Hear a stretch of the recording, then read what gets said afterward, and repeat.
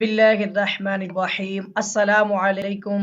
Maths 212 chapter number 5 exercise 5.1 question number 8 integral 3t minus square root 3t plus 1 divide by square root 3। अब ये जो है यहाँ पे 3t के ही स्क्वायर रूट है। हमें लगता था कि स्क्वायर रूट सिर्फ 3 पर है, नहीं पूरे पे है। ठीक है, फर्स्ट ऑफ ऑल आपने लेट कर लेना है integral 3t minus square root, ठीक है, 3t और plus 1 divide by square root t. ऐसे कोई भी क्वेश्चन आ जाए आप इजीली सोल्व आउट कर सकते हैं, लेकिन यहाँ पर अब प्रोसीजर क्या है कि हमें थोड़ी सिंप्लीफिकेशन इसकी करनी है। इसके लिए आप कोशिश करें कि पहले सब पर सेपरेटली इंटीग्रेशन अप्लाई कर लें या थोड़ा सा पहले अवेल्युएट कर लें। एक काम करते हैं, एक स्टेप थोड़ा सा कर लेते हैं। इंटेग्रल एक तो 3t हो गया, फिर आपने स्क्वायर ब्रैकेट लगा लें, चाहे माइनस करते हुए आप स्क्वायर रूट 3 अलग कर दें और स्क्वायर रूट t अलग कर दें। ठीक है, और या तो स्क्वायर रूट में रहने दें या अगले स्टेप में चले कर लें, और 1 divide by square root t वैसे ही रहने देते हैं। ठीक है, और नेक्स्ट स्टेप में हमने इनकी पावर्स बनानी है। या तो हम इसको यहीं पर 1 डिवाइड बाय 2 पावर दे देते हैं, अगले स्टेप में भी दोनों के लिए ये पावर ऊपर चली जाएगी। इस तरह कर लें। नेक्स्ट स्टेप में आप देखेंगे कि इंटेग्रल एक तो 3t है, एक आपके पास माइनस में स्क्वायर रूट 3 और t की पावर 1 डिवाइड बाय 2। आपको जजर 3 की जजर को खत्म करने की जरूरत नहीं है, t को करें वेरिएबल को, ये तो वैसे भी इंटेग्रल के शुरू में चला जाएगा। ठीक है, और प्लस करते हुए t की पावर ये ऊपर जाकर नेगेटिव हो जाएगी। यहाँ तक आई थिंक आपको कॉन्सेप्ट समझ लग गया होगा कि फर्स्ट ऑफ ऑल आपने सेपरेट इंटीग्रेशन लगाई, नेक्स्ट आपने जजर और टी, ये जजर के अंदर जो 3 और t है ना, t के जजर को अलग कर दें स्क्वायर रूट को, और t के स्क्वायर रूट को अलग कर दें, और अगले में हमने उसकी फ्रैक्शन बनाई थी, नेक्स्ट ऊपर लेके अब हमारा स्टेप होगा, इसमें हमने इंटीग्रेशन सेपरेटली अप्लाई करनी है, यानी 3t डॉट dt पे अलग हो जाएगी, माइनस में इंटेग्रल स्क्वायर रूट 3 और t की power 1 divide bye 2 dot dt, और फिर प्लस करते हुए इंटेग्रल t की power minus 1 divide bye 2 dot dt आ जाएगा। सही हो गया। ये बात हम क्या करने वाले हैं, कांस्टेंट को इंटेग्रल के शुरू में लाएंगे। 3 कांस्टेंट है, शुरू में लेके गए, इंटेग्रल में t आ जाएगा, की पावर इस वक्त 1 है, ये मैं पहले आपको बता दूं, और डॉट dt आ जाएगा। तो अगर t की कोई ना कोई पावर तो है ना, अगर पावर कुछ भी ना हो तो 1 जरूर होती है। इसी तरह से सेकंड वाले में आपने स्क्वायर रूट 3 कांस्टेंट बाई निकाल लिया, और इंटेग्रल में आपने t की power positive 1 divide bye 2 dot dt रख लेनी, सिंपल। फिर प्लस करते हुए इंटेग्रल, और t की पावर आपने minus 1 divide bye 2 dot dt रख लेनी। सही हो गया। अब हमने सब पे इंटीग्रेशन सेपरेटली अप्लाई भी कर दी है, और इनके कॉन्स्टेंट्स को इंटेग्रल के शुरू में भी लेके आ गए हैं। अब हमारा नेक्स्ट स्टेप क्या होगा कि हमने अब पावर रूल अप्लाई करने से पहले और रफ वर्क हम चेक करना है कि हमारा इसका डेरिवेटिव बेस का क्या बनता है। आप देखेंगे d divide by d t into t with respect to t है, तो ये आपको पता है इसका डेरिवेटिव भी 1 बनेगा। तो हम यहाँ पर सबके साथ 1 मल्टीप्लाई करवा देते हैं, ताकि हम इस बात का सबूत पेश करते हैं इसको कि हमारी कंडीशन कंप्लीट है। हो गया, यानी जो भी इंटेग्रल के आगे बेस है उसके ऊपर कोई भी पावर हो, बेस का डेरिवेटिव साथ मल्टीप्लाई हो रहा है। तो इस केस पर अब हम क्या करने वाले हैं, ये 3 कांस्टेंट वैसे आ गया, आपने बेस की जो भी पावर हो उसमें एक ऐड किया, पावर डिवाइड कर, ये कॉन्सेप्ट है इसका।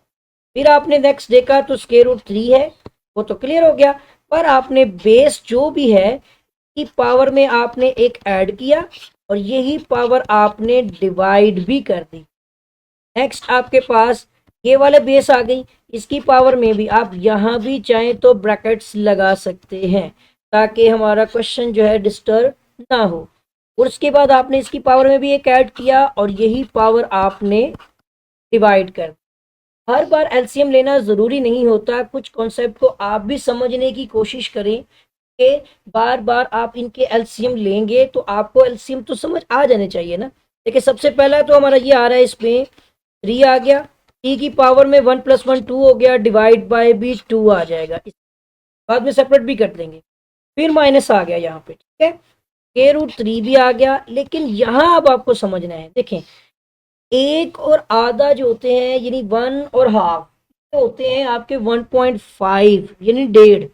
जो 1.5 डेढ़ जो होता है ये 3 का हाफ होता है। Simple concept. या फिर आप एलसीएम लेके देख लें, या फिर आप ये देखें कि ये 1/2 के नीचे जो 2 है ना, इसको +1 वाले 1 से मल्टीप्लाई करें, 2 1 2, और इसके 2 के ऊपर जो 1 है वो बीच में ऐड करना है। ठीक है, 2 1 2 और प्लस ऊपर वाला 1 ऐड किया तो ये 3 हो गए, और नीचे फ्रैक्शन वैसे ही रहने दें। ये सिंपल लॉजिक है। इसी तरह नीचे भी 3/2 आ जाएगा। फिर प्लस किया आपने, लेकिन यहां आपने देखा फिर 2 1 2 और ऊपर वाला 1 माइनस होगा, तो -1 + 2 करने से +1 मिलेगा। तो मैं आपको बता दूं कि इसका एलसीएम +1/2 आएगा, और बाद में आपने सी लगा देना है। यही गलती जो कि इस स्टेप में हमने की। आपने सारे क्वेश्चन को अच्छी तरह से समझना है। स्टार्टिंग में ही अगर आपके क्वेश्चन में कोई स्टेप खराब हो गया तो बोर्ड के पेपर में आपका वो क्वेश्चन जो है वो कैंसिल हो जाएगा, उसको क्रॉस कर दिया जाएगा, उसके मार्क्स नहीं मिलेंगे। ये एहतियात के साथ पेपर सोल्व कीजिए। अब नेक्स्ट देखेंगे तो ये हमारा ये 2 नीचे जो यहाँ पे वैसे ही आ रहा है ना, ऐसे ही रहेगा। 3/2 अलग कर ले चाहे कॉन्स्टेंट, और आगे वेरिएबल लिख लें। फिर लिखें आप माइनस, और 2√3 आ जाएगा, और ये नीचे वाला 3 नीचे रहेगा, क्योंकि नीचे वाला 2 है ना डिवाइड हो रहा है, ऊपर √3 से मल्टीप्लाई हो जाएगा। इसके साथ आ जाएगा t⁻3/2। इसकी अभी भी यानी कि सोल्व किया जा सकता है इसको, और प्लस अब इतना भी करेंगे आंसर बन सकता है, नो प्रॉब्लम। और 2 और t⁻1/2 प्लस सी। अब मैं देखना चाहूंगा कि ये आपका, मैं आपको एक बात बता दूं, ये आपके क्वेश्चन का आंसर है। ठीक है, यहाँ परेशान नहीं होना आप, ये आंसर है। लेकिन अगर आपको बुक के अकॉर्डिंग बनाना है तो मुझे बुक वाला आंसर देखना पड़ेगा कि वहां पे 3/2 t² है, बिल्कुल वहां थोड़ी सी चेंजेस की गई हैं। वहां पर एक तो t⁻1/2 का स्क्वायर रूट बनाया गया है। दूसरा यहाँ पर एक काम और वो मैं आपको दिखा देता हूँ। जैसे आप t करते हैं 3/2 आ गया, t का स्क्वायर बुक के अकॉर्डिंग माइनस किया 2√3। अब मैं आपको कहूं कि ये जो नीचे 3 है इसकी पावर 1 है। मैं आप थोड़ा सा स्टेप बढ़ाऊंगा, लेकिन आप डायरेक्ट भी कर सकते हैं, एक साइड पे कर लें चाहे रफ वर्क में। 3 की पावर है 1, मैं इसके 2 टुकड़े कर दूं पावर के, एक तो 3/2 एक कर दूं, और एक 3/2। आपको पता है बेस सेम हो तो पावर्स ऐड हो जाती हैं, तो यही बनेगा इसका, और इसका बन जाएगा √3 और √3। एक 3 की जगह पर आप 2 √3 लगा सकते हैं, ये ज़हन में रख लीजिएगा। इस तरह से इनमें से ऊपर वाला एक कट जाएगा और ये फ्रैक्शन में चला जाएगा, ये बात आपने अपने माइंड में रखनी है। और +2 और ये आपका 1/2 स्क्वायर रूट में चला जाएगा, और प्लस सी। अब फाइनली हमारा इस क्वेश्चन का जो आंसर है वो आता है कि i = 3/2 t का स्क्वायर -2/√3 t की पावर 3/2 और प्लस 2√t प्लस सी। ये अकॉर्डिंग टू बुक आपके क्वेश्चन का आंसर बनता है। मैंने आपको कहा कि आप यहां तक भी करके क्वेश्चन को सोल्व कर सकते हैं। ठीक है, नेक्स्ट मजीद आगे क्वेश्चन बढ़ता है, लेकिन आप यहां तक भी कर सकते हैं।